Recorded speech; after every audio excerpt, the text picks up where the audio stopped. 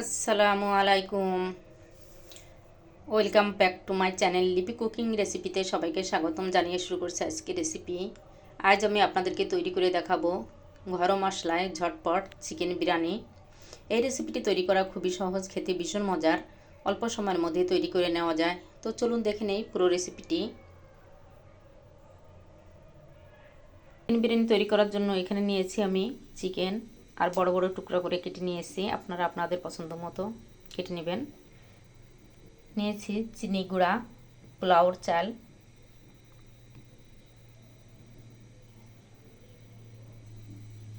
চিকেনটাকে আমি লবণ, সামান্য হলুদ, লেবুর রস দিয়ে ম্যারিনেট করে রেখেছি। এখন চিকেনগুলো ভেজে নিব।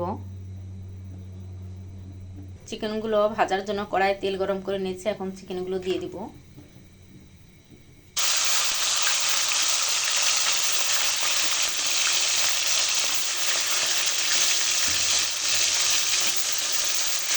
তো চিকেনগুলো আমি ভালো করে ভেজে নিব। এক পাশ হয়ে গেলে আরেক পাশ উল্টে দিব। চিকেনগুলো এক পাশ ভাজা হয়ে গেছে, আরেক পাশ উল্টে দিয়েছি। এই পাশটা এইভাবে লাল করে ভেজে নিব। চিকেনটা ভেজে তুলে নিয়ে এসেছি। এখন রান্না করে নিব। রান্না করার জন্য এখানে কড়াইয়ে আমি পেঁয়াজ দিয়ে দিয়েছি। পেঁয়াজটা বেরেস্তার কালার করে ভেজে নিব। পেঁয়াজটা বেরেস্তার কালার করে ভেজে নিয়েছি। কিছুটা পেঁয়াজ আমি তুলে রেখে দিব রান্নার শেষে বিরিয়ানির উপর দেওয়ার জন্য। এখন দিব 1 চামচ রসুন বাটা,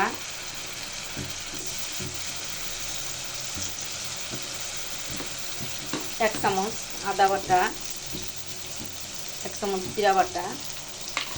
তো কাঁচা মশলাটা ভালো করে ভেজে নিব। তো রান্না করার সময় কাঁচা মশলা অনেক সময় ছেটে, জন্য লবণ দিলে আর ছেটে না, আমি লবণ দিয়ে নিব। লবণ দিয়ে ভালো করে মশলাটা ভেজে নিব। এখন দিব দারচিনি, এলাচ, তেজপাতা,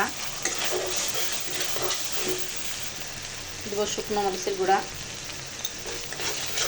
দিয়ে ভালো করে ভেজে নিয়েছি। এখন দিয়ে দিব টক দই। তো টক দইটা আমি বানিয়েছি লেবু দুধ দিয়ে। বাসায় অনেক সময় টক দই থাকে না, তো আমরা সহজে লেবু দুধ দিয়ে এই টক দইটা বানিয়ে নিতে পারি। ভালো করে কষিয়ে নিব। দিব বিরিয়ানির মশলা,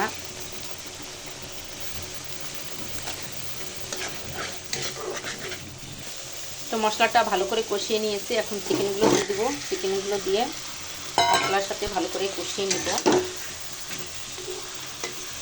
চিকেনটা মশলার সাথে ভালো করে কষিয়ে নিয়েছি। এখন সিদ্ধর জন্য দিয়ে দেবো পানি। পানি দিয়ে ভালো করে মিশিয়ে হতে দিব রান্না হওয়ার জন্য। চিকেনটা রান্না হতে থাক। এখন আমি চলে যাবো চাল প্রসেসিংয়ের জন্য। চিনি গুঁড়ো পোলাওর চালটা আমি ভালো করে ধুয়ে আধা ঘন্টার মতো ভিজিয়ে রেখে পানি ঝরিয়ে নিয়েছি। এভাবে ভিজিয়ে পানি ঝরিয়ে নিলে বিরিয়ানিটা ভালো ঝরঝরে হয়, সফট হয়। চিকেনটা রান্না হয়ে আসছে প্রায়। এখন পোলাওটা রান্না করে নেব। তো এখানে রান্না করার জন্য আমি তেল গরম করে নিয়েছি। আর দিব তেজপাতা, এলাচ, দারচিনি।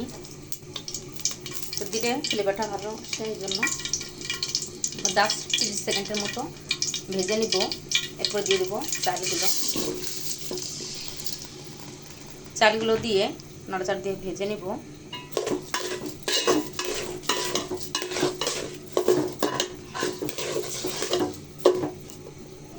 চালটা 3-4 মিনিট ধরে ভেজে নিয়েছি। আর এইভাবে দলা পাকিয়ে আসলে আর ঝরঝরে হয়ে গেলে বোঝা যাবে চালটা ভাজা হয়েছে। এখন বিরিয়ানি রান্না করার সময় আমি যতটুকু চাল নিয়েছি তার ডবল পানি দেব।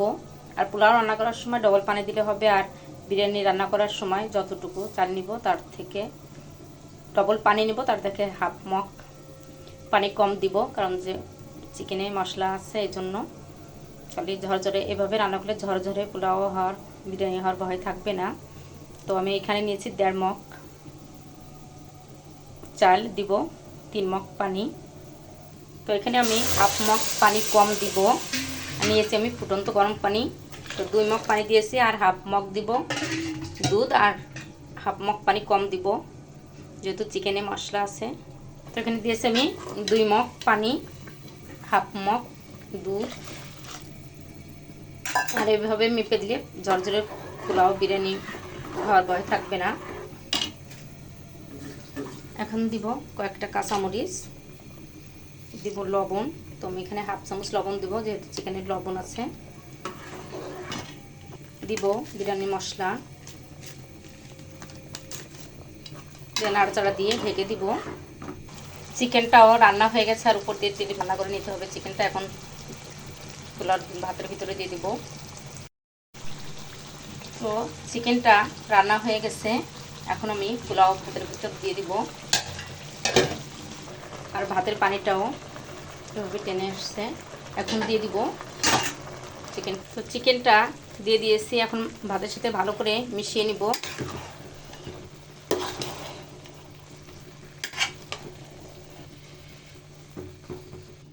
তো ভালো করে মিশিয়ে নিয়েছি চিকেনটা ভাতের সাথে।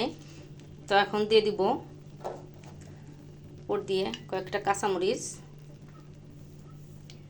পেঁয়াজ বেরেস্তা দিয়ে দিয়েছি উপর দিয়ে, আর পেঁয়াজ বেরেস্তার সাথে একটু চিনি মিশিয়ে নিয়েছি। আর দিয়ে দিব ঘি, 2 টেবিল চামচ ঘি দিয়ে দিয়েছি। এখন ঢেকে রেখে দিব,